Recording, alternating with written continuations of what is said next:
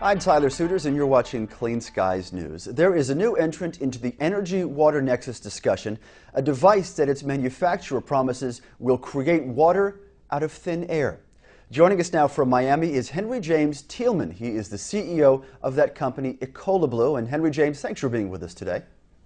No, thank you. I think it's a very nice opportunity that you are giving me and my company to actually try to explain a little bit more thoroughly what we do. Well, let's dive right in. Is it safe to say that what you're doing is essentially condensing water just on a very large scale?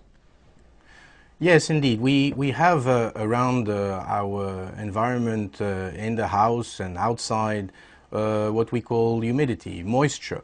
And basically with the machines that we manufacture, we can extract that moisture and filter it and be able to drink it.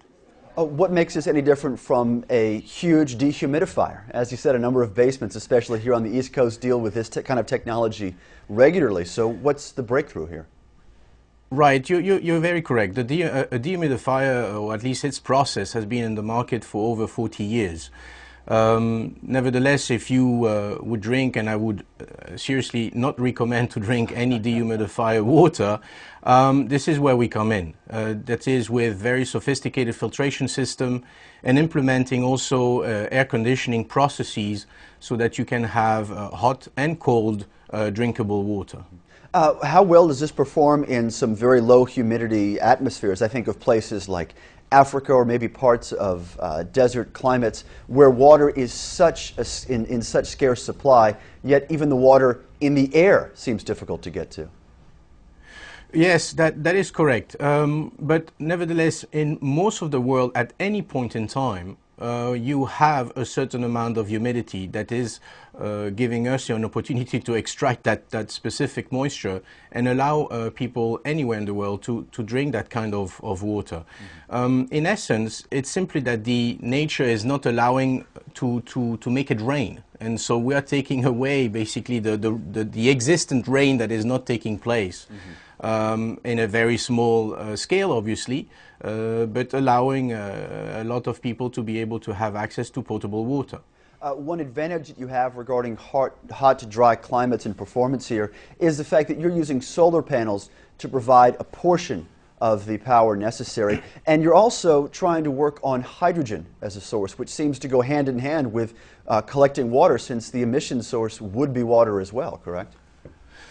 Yes, that was probably the most important problem that we faced when we completed the home office or the industrial machine to do really what it was supposed to do, that is giving potable water. The energy is a requirement. We need energy, we need electricity of some kind to run these machines.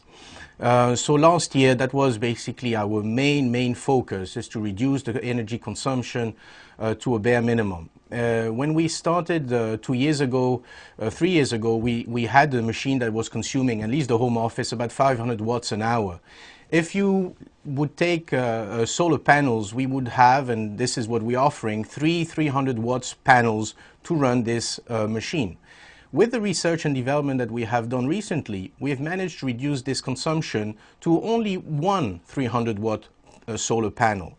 That is a reduction, of course, of investment for anyone who would like to buy such an application, but it also allows to have a simple application with a simple energy source, which is solar, to run these machines. Now, the hydrogen power is also a very interesting concept in the aspect that hydrogen is run by water.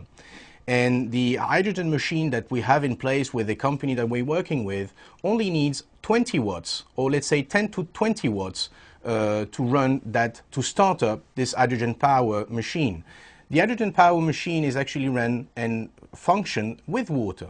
So we have a plumbing system that would get the water from the water generator into the hydrogen power machine and into getting energy for generating the water generator. Mm-hmm. It seems somewhat complicated. Hydrogen power is still a very in its infancy.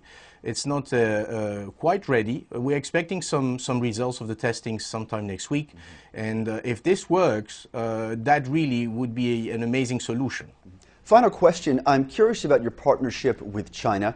The U.S. government has made very public statements, including through Energy Secretary Stephen Chu, regarding clean energy partnerships with that country.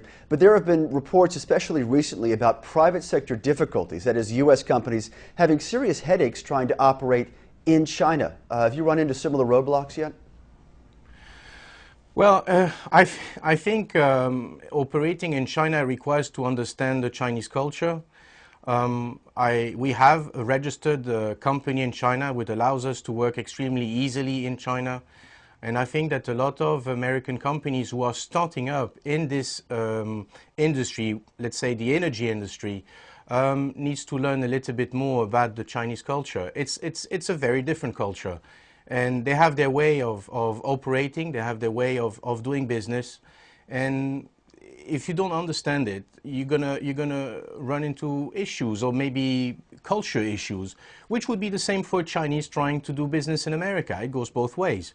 I've been living in China for 2 years, and I find doing business in China very easily. We have a few engineers working with us.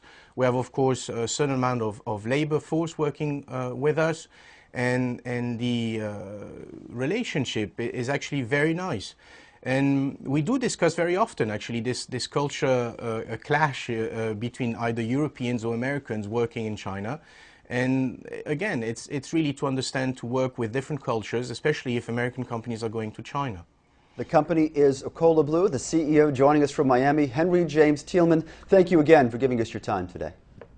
Thank you very much. It's our pleasure, and thank you as well for joining us. I'm Tyler Suiters. You're watching Clean Skies News.